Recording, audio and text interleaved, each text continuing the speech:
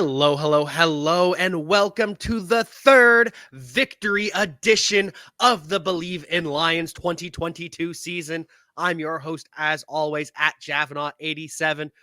Jack Cavanagh coming off a W against the Chicago Bears, getting to talk with a man who beat the Chicago Bears once or twice back in his heyday, Glover Quin. What's up, man? Great day. Great day. I had to text one of my friends that played for the Bears. I played with him in Houston, played against him in Chicago, and I told him the Lions always smack the Bears. So, what a great day. What a great day. And it didn't look like they were going to smack him for a while. It was a comeback win for the Lions, which just makes it that much more special, in my opinion. Oh, no question. They just played, they battled all day. But that's the type of game that you expect in the NFC North for one, but against the Bears for two. I mean, it's always going to be a knockdown, drag out, physical type game. Whether those teams are top of the division or bottom of the division, they're going to play hard, they're going to play tough, and it's going to be a game like that every time. It is. And especially now that the Bears have Justin Fields, who gashed the Lions at times, was absolutely unstoppable. 4 touchdowns, 2 through the air, 2 rushing, but also had the critical pick 6 to Jeff Okudah. Who was the best player on the field today? Was it Justin Fields? Because at times it felt like he was, but the Lions still came together for the win. Well, I mean, he was definitely one of the best players on the field. I mean, the things that he was doing offensively started from the first play of the game. I mean, just coming right out the gate, boom. And as a D coordinator, I'm sure Aaron Glenn was upset because I'm sure they stressed the importance of, stopping Justin Fields all week, and to allow that to happen the first play of the game to give him that confidence that he's going to be able to run. Because a lot of times you can set the tone on the quarterback early in the game and let them know that, hey, we're keying in on you. We know what you're going to try to do, and we're not going to allow you to do that. But to let him run the first play of the game, let him know that, okay, I'm going to be able to run throughout the game, and he done that. So I'm still going to say Justin Fields, he was the best player on the field, but he did make some crucial mistakes, and the Lions got good players too, and those guys came up with some big plays and big moments and ultimately led to them getting the win. Football is back, and Bet Online remains your number one source for all your football betting needs this season. You'll find the latest odds, matchup info, player news, and game trends. And as your continued source for all sports wagering info, Bet Online features live betting, free contests, live scores, and giveaways all season long. Always the fastest and easiest way to bet all your favorite sports and events like MLB, MMA, tennis, hockey, boxing, and even golf. Head to betonline.ag to join and receive your 100% welcome bonus with your first deposit. Make sure to use promo code BELIEVE to receive your rewards. That's BLEAV. Bet Online, where the game starts. They did, because Fields 147 yards rushing, 94 yards rushing by the 2 running backs, David Montgomery and Khalil Herbert, 258 yards rushing total, but didn't feel as physically imposing as that would lead you to believe, because Justin Fields busted off a couple of long runs, and the Lions were laying the wood at times on defense too. We talked about Jeff Okudah with the pick 6. Aidan Hutchinson has the sack to pretty much seal the deal. And I know he let Fields score that touchdown right before half. He lost contain, but he was much better in the run game. He had that sack, and he's kind of the one that forced that pick 6 to Okudah by pulling off, realizing, hey, Komet let me go just a little bit too easily. So he dropped back. Fields tries to float it in, and our boy Jeff takes it to the house. Man, it was great to see Jeff get a pick, man, and to get a pick 6. He's been playing great all season. So to get rewarded with a big play and just kind of adds to his stats. And right now, you look back at that game they played against the Cowboys where he had 15 tackles. As a corner, you think that's a bad day. He actually had a pretty decent game. They just ran to him a lot in the run game, and he made the plays on that. So those games come back to add up. And now when you start looking at stats and stuff like that, He's going to have a bunch of tackles. He had a forced fumble last week on the strip out. He had an interception today, pick six. He's been playing solid defense all year. And they still got 6, 7, or 8 games left. So he can come up with another pick or two because generally they come in bunches. And he's playing, he's having fun, looks like. So he's flying around. When you're doing that, you're going to get some of those overthrows. You're going to get some of those tip balls. You're going to get some of those plays. So I wouldn't be surprised to see him catch another 2 interceptions by the end of the season. And you look up, he'd have a pretty solid year. But Aidan Hutchinson did, what you expect, right? I mean, we saw it last week. He understands that when the tight end or somebody just let you go, that there is something going on. No one just lets you go anywhere in the NFL. If they just let you go and rush the passer, they got something going on behind you. And he did a great job again this week, reading that, coming back and making Justin Fields hold on to that ball. And then Justin Fields just made a horrible mistake. Just put the ball up for grabs like that. I mean, you either take a sack or you just throw it out of bounds. Especially at that point, you're still winning the game by 7. But he made a mistake, and Jeff Okudah, made his ex-teammate pay for it. And I'm sure that was a great feeling. But then Justin Fields come right back on the next play, I think, and goes for a 67-yard touchdown. But I think Aidan Hutchinson, I think Jeff Okudah, those 2 young guys made some huge plays in this game that ultimately helped the Lions get a win.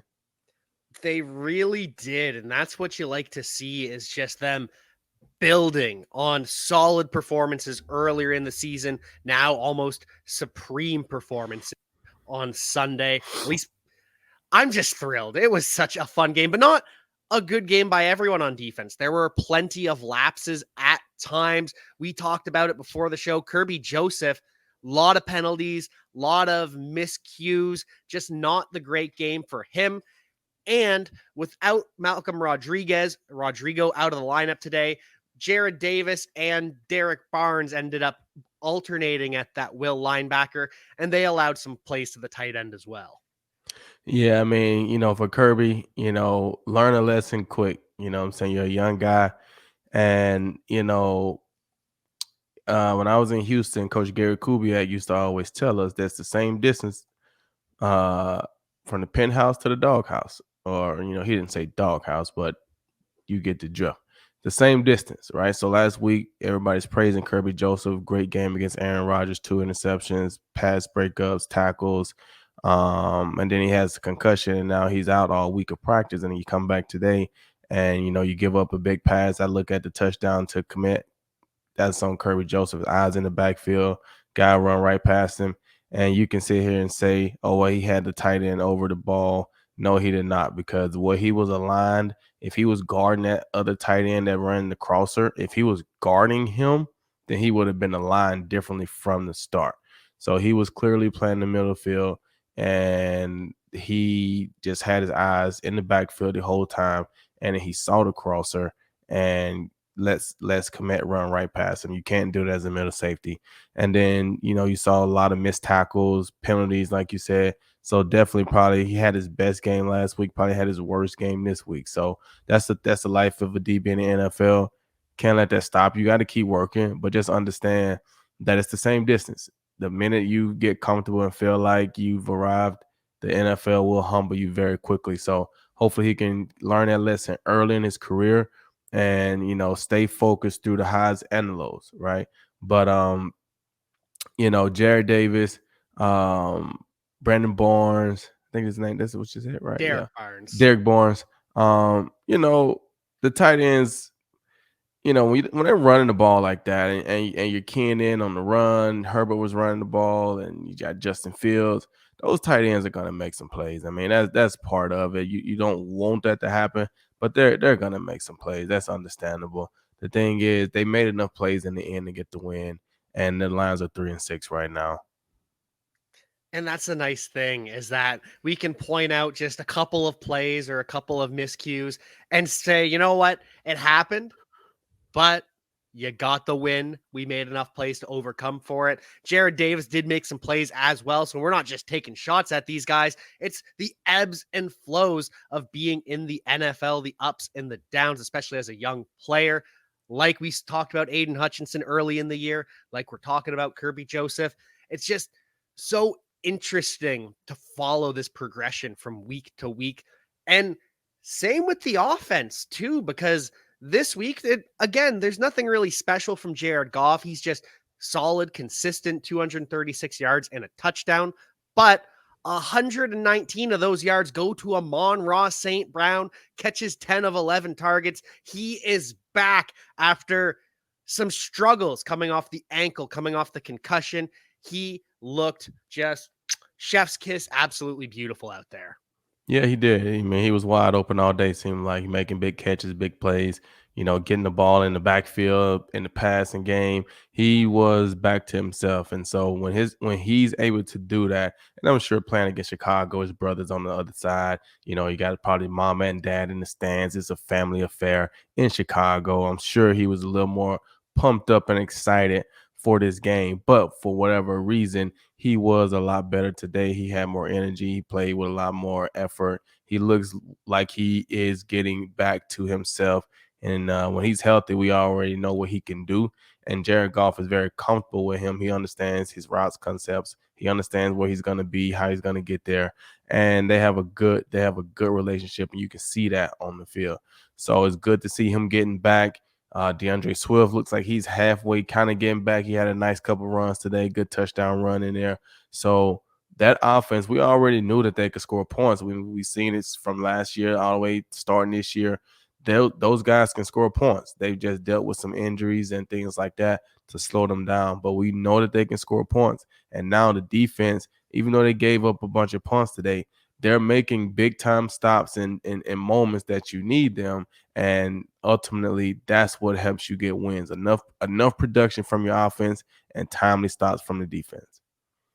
And I did find it just a little bit funny that Goff has now thrown 3 touchdowns to 3 different tight ends since trading TJ Hawkinson. I know it's just coincidence, but do you think that's a little bit planned by the offense, or they're just kind of taking advantage of the fact that these, not to say no name tight ends, but they're not the household names, are getting underrated and it's easier to lose them? Yeah, they just take advantage of that. I mean, Yeah. they're not trying to do that. I mean, it's just, like I say, when you have a tight end that can make plays, teams plan for that. When you take him out of the equation, now they're like, okay, well, they don't really have a tight end that we fear. So now we can take all our eyes to Amon-Ra St. Brown. We can take our eyes to a DeAndre Swift, and then those tight ends get lost. That's how it was with the Bears. Komet. You look at some of these other big tight ends, like those guys just get lost because you don't really expect those guys to be receiving threats. So that's what's going on with the Lions. I wouldn't put much into it and not trying to do it, just how it's happening. And those cross misdirection plays, play actions, and losing those big tight ends, that happens all the time. Yeah, and that's what I expected, but I just wanted to make sure we weren't reading this as a showing off that, hey, we can still just to the critics. But no, I was very happy to see that, very happy to see how Swift ran, how Jamaal Williams ran to close out the game. Just a solid football game by the Detroit Lions. The grit to come back on the road for Dan Campbell's first road win as a head coach. So, what's it like as a player when you're down late in the game, heading into the fourth quarter, to start that comeback? What's the energy like as it starts to happen in real time? And what are your thoughts on Campbell's first win on the road? I mean, when you're playing, you get in that fourth quarter and you're making a run at it, it's just a great feeling because you're on the road. And when you're on the road, you kind of got that, us against the world mentality because, yeah, you got fans there. Obviously, it's a close trip from Detroit to Chicago, but you still have that us against the world mentality, right? You're in this stadium and everybody's cheering against you. Like I said, I know you have some fans there from Detroit, but for the most part, that's your mentality. It's us and we are all that we have. And when you play like that, when you have that chip and you just battling and battling and battling, and then you get in the fourth quarter and you start making some plays, all of a sudden it's not as cold out there. All of a sudden it starts to feel like good football weather, and you start to feel the tide turning in on your sideline. I've been there multiple times and felt the same way, and you just get in that groove. And you can see how the time is working, how the score is going, how the game is moving, and you just know, okay, Here we go. And I remember looking at the game and the Lions were losing 24-10. And I was talking to somebody because I had picked the Lions to win this game. And we were just like, yeah, man, the Lions not winning right now. Then all of a sudden, we get a touchdown. It's 24-17. And then like a few plays later, we get the pick six and it's 24-24. I'm just like, wow, the guy, we're back, since 24-24. And then Justin Fields take off and he missed the extra point. And when he missed the extra point, I said, well, that's going to be the difference maker right there, because they wasn't stopping the Lions offense, and Lions had momentum. Lions were moving the ball.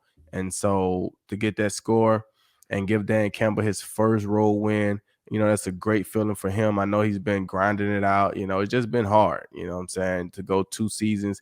You get however many 8 or 9 road games last year, and then you didn't play probably 3 or 4 of them this year. And to be able to finally break through and get a road win, it makes that trip back to Detroit, even though it's a short one, it makes it sweet. It makes it fun. You're getting back on the bus. You're getting back on the plane in a happy mood. And I'm sure Dan Campbell is excited about that. And I'm glad that they're winning, right? I'm sure they want to keep this momentum going. They've had the bye week, so they don't have anything to stop them right now. They can keep the momentum rolling, with what they have. And Minnesota got some tough games left. I'm not saying that they're going to come back and catch Minnesota, but they got some tough games left. We saw it today. They snuck out a win and got a big win today over the Buffalo Bills in an incredible game. But the Lions are doing well. They've been playing well all season, and it's finally nice to see them get some wins. It really is. And I got to ask you about being on the road, because we heard often that the flags were not in the favor of the Bears today. They had a lot of penalty yardage, and the boos just rained down throughout Soldier Field. And as a player, does that just get you even more amped up being on the road, hearing those boos come in? Because I'm sure it's different than when you're at home hearing a boo or two. On the road, is it almost euphoric? Oh man, I used to love hearing the crowd boo when I was on the road. It was just one of those unexplainable sounds that it just felt fantastic. Because, like I said, as a player, it's just a part of the game. And when you go on the road and they're booing you and they're booing you and they're booing you, and then you get to the end of the game and you can make a play, and then you see it all the time. They go to the stand. It's like, I want to, like, are you guys booing now? Like, I can't hear you guys because the crowd is silent. Nobody has anything to say. They're stunned. They're shocked. And all you can hear is you celebrating and the couple fans that you have in the stands. And it's just a great feeling for me. I used to love the sound of fans booing, especially when we traveled on the road. I used to love it. So I'm sure that these players, I'm sure they feel the same way. It really seemed like it. And one of the pivotal moments was that Jared Goff getting shoved out of bounds a little late, and it looked worse in real time. Yeah, it was awful call. Yeah, you see playing back, he was just going for the ball. But then the offensive line starts getting into it with the Bears defensive backs, and Jared Goff starts lipping at the defensive line of the Bears. And just that whole energy shift right there felt like it might have been a difference maker in the game, and might be a difference maker for the Lions season. Because I'm looking at the NFC North standings right now. The Lions and Packers are tied at 3-6. Packers have this game against the Cowboys to finish up today. So if they win, the Packers will be ahead of the Lions in the standings. But if the Packers lose, they will be behind the Lions at 3-7. And the Detroit Lions will be in second place in the NFC North with 2 victories over divisional opponents. Yeah, the Lions have been playing great. I was talking to my brother-in-law the other day, and we're like, the Lions are probably the best bad team in football. They've been playing really, really, really good football. They've just been unfortunate and got hit with the injury bug early in the season when they had some tough games, and they got some losses. But the Lions have been playing really good football for the most part. Just haven't been able to find ways to win. And so to start finding ways to win, like I said, you never know. You still got 8 games left to play, right? With 3-6. That's 9 games. They play 17, so we got 8 games left to play. I mean, go on the run. Go on the run. You're playing the last place schedule because you came in last place in the division last year. So I would love to know what their strength of schedule is going to be. I mean, I know they got to play Minnesota one more time, but they're going to get another game against Chicago. That should be a win. They're going to get another game against Green Bay. That should be another win. And I mean, they played Minnesota tough last time in Minnesota. Minnesota comes to Detroit. They got to get a win. I mean, that's three wins right there. Who knows? They could be trying to fight for that last wild card spot. It's right there for the taking. I feel like it's right there for the taking. I don't think anybody's really running away with it right now. Lions 3-6. The 49ers currently in the playoffs at 4-4. If they lose to Chargers tonight, they fall to 4-5. They'll be tied with the Commanders, one game ahead of the Falcons, and only one game ahead of the Lions too. Yeah, with 8 to go. So hey, you just got to keep winning. Just keep your head down and keep winning. And right now, Dallas is beating Green Bay. So I'm sure Green Bay is going to lose today. Hopefully they do. And it's a beautiful thing. It's a really beautiful thing. It's just these last 2 weeks coming in after a victory. It makes the show so much more fun, so much easier, so much happier. Even when the Vikings get a win in what might be the game of the season so far. What a game that was. It was an incredible game. I mean, and I didn't get to start watching it or paying attention. I had it on the whole day, but I wasn't really paying attention until it was like 27-10. I think it was 27-10. And I look up and I'm like, man, the Vikings are getting smacked. And all of a sudden, Dalvin Cook breaks loose for a long touchdown. And now it's 27-17. And I'm just like, this is a totally different ball game. It was about a minute and a half left in the third quarter. And he broke that touchdown. I'm like, it's a different ball game now. And next thing you know, you look up and it's an incredible fourth quarter. Some of the plays that was made by Justin Jefferson, incredible. But I think what you saw at the end, first of all, I don't know who the Buffalo Bills corners are right now. They can't be their top guys because there's no way from a corner and a safety, there's no way that I can know that Justin Jefferson is having a day that he's having or the quarter that he's having, whatever you have it.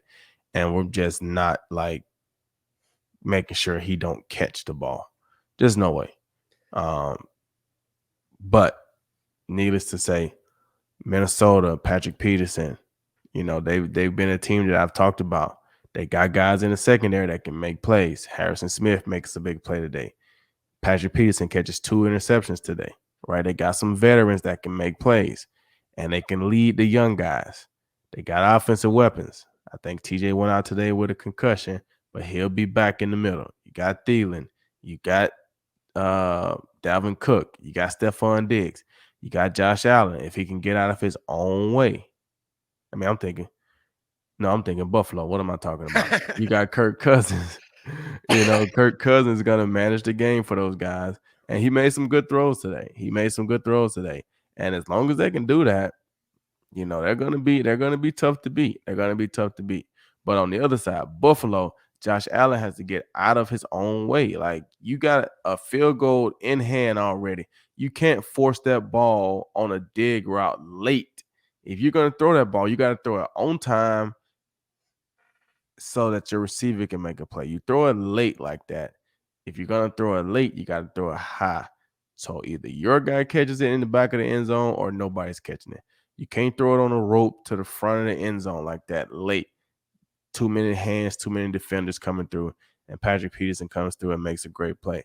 But you can always go back to the end of the game, right? I mean, you got the game won. At that point, do you take a safety? That's a tough situation. But to try to do the quarterback sneak, I probably would have preferred, hey, man, you got Jake, you got big quarterback, right? A safety doesn't kill you, right? Let me get in the shotgun so I can make sure we get the snap off, and we're just going to run a quarterback sweep. right? Hopefully Josh Allen can get us out the end zone. And if he gets tackled in the end zone, we just got the safety anyway. It is what it is, but I'm not going to take a chance on something like that happening and getting a fumble and they catch it in the end zone. So I'm going to get in the shotgun. So we got plenty of space to, get the snap off. And then I'm going to run a quarterback sweep. I'm going to get Josh Allen going. I don't want him to hand the ball off to a running back or anybody. I'm going to get Josh Allen going, and I just need you to get out of the end zone. And if you happen to get tackled in the end zone, we just take the safety and don't do anything crazy. And defense, we got to hold them from getting a field goal with, 25 seconds or so left. But Buffalo didn't do that. Minnesota didn't give up. They came off the ball hard and forced that fumble. That's a huge play, man. It made it one, like you said, the game of the year at this point. It's going to be very tough to beat that type of game. And we keep saying it week after week after week. The Vikings just find a way to win, something they didn't do with Mike Zimmer. And that has been all the difference. Is Vikings have always been a good team. They've always played close games with better opponents and with worse opponents, but they couldn't just put together that little bit at the end. And for them to come back multiple times, this Vikings team just, I don't know what to say. It is absolutely fascinating. Second in the NFC, right behind the Philadelphia Eagles. It's a tough division at the top, but it's going to be a fun ride the rest of the way. Oh yeah, it's shaping up. I mean, and this is what you want, right? This is what you want as an NFL, as an organization. This is what you want. You want to have a lot of teams battling for those positions, for those spots in the playoffs. So it makes for exciting football after Thanksgiving. That is when, for a lot of people, that is when the real season starts. After Thanksgiving. We're 2 weeks from Thanksgiving. It's going to make for some great games down the stretch, the end of November, December, leading into the playoffs. So it's going to be a fun ride. It's going to be a fun ride. It's going to be a fun ride. Got a lot of good teams, So I'm excited. I'm interested. I'm ready to see how it all plays out. And up next, the Lions will have the New York Giants, who just got a win over the Houston Texans, but that was a closer game than it really needed to be, than we would expect from the Giants. And I got to ask your opinion on this, because in the news right now of the NFL, NFLPA President J.C. Tretter has put out a statement saying the NFL needs to get rid of slit film turf in its stadiums, ban it. Lions are a team that has this slit film turf, the Giants, the Bengals, so on. I think there's 7 teams that have it. What are your thoughts on turf versus grass and the different kinds of turf? And are most players in consensus that grass is better? Yeah, I mean, grass is gonna be better. It's way more forgiving on the body. I was fortunate enough to get out of there with no knee injuries and things like that. So turf was cool to me. You feel faster on turf. You feel more sure-footed on turf. You feel all those things, especially as a defensive back. Um, but I love playing on grass. I love, playing outside on grass. That smells like football to me. So I used to always love it when we would go to, early in my career, we would go to Jacksonville or we go to Tennessee or we go to those games and you're playing outside at noon and the sun's shining and it's grass and it feels like football. So those stadiums for me were always fun. You got Green Bay Stadium, you got a bunch of nice stadiums that are outside, especially when you go to the West Coast and you go to, San Francisco, you go to San Diego at the time when I went out there, right? You just grass fields and Green Bay just scored a touchdown. Tie ball game, 7-7. Who'd have thought I'd be So rooting for the Cowboys? So I'm definitely a grass football field guy. I love the grass. But you see a lot of guys get injured, ACLs, knees, things like that. And a lot of times it happens on grass too. But a lot of times people talk about the turf. And then, the recovery, you falling on that turf. Like I said, the grass is going to be more forgiving than the turf. So, I mean, I like grass. Um, do you have to do away with turf? No, but if I had to choose grass or turf, I'm gonna go with the grass. Of course, and that seems to be the consensus. I heard the Kelsey brothers talking about it the other day where it's in high school, turf is the coolest thing ever because you just feel so fast. Then you get to college and it's kind of one way. You don't really have a preference either way. And then once you get to the NFL, that's when it really starts to take a toll. The turf, the physicality, the bumps, the skid marks all up and down your arms from scratching yourself. So wanted to see what you thought about that and want to see what you think about this week ahead for the Lions. What's the vibe going to be like? What are they going to be focusing on ahead of the New York Giants? And what would you, as Coach GQ, be working on in practice? Well, I mean, I think they should be focusing on exactly what they've been doing, right? Doing the little things, playing consistently on defense, not giving up big plays, trying to get turnovers. The last couple of weeks, they forced some turnovers. And anytime you can get turnovers, you give yourself a better chance to win the game. I think defensively, the focus obviously is going to be Saquon Barkley. I don't think Daniel Jones is necessarily the runner of Justin Fields, although Daniel Jones can run a little bit. He's not a Justin Fields type of guy, but you're going to have to be able to stop Saquon Barkley, and that's going to be the task this week. So it's going to be a lot of tackling, the physicality. The guys are going to be in a good mood, but you got to understand, like I always say, nobody gets tired of winning. People get tired of doing what it takes to win. So the things that you've been doing, the extra film study, the extra weight room, the extra practice reps, the extra treatment, whatever you've been doing to play well these last few weeks, continue to do that. Do not get complacent. Do not get comfortable because you're on a 2-game win streak. Continue to do the things that you've been doing that's allowed you to be successful, because we already know a lot of times when people have success, they stop doing what they did to have that success because they just feel like they had success. They don't think about all the preparation that went into why they had success. So keep your foot on the gas. Don't take it off. Just keep grinding it out. Don't look up yet because you've won 2 in a row. Keep doing the things that you've been doing these last few weeks and try to just stack another win on top of that one. And it's going to be tough against a good New York Giants team.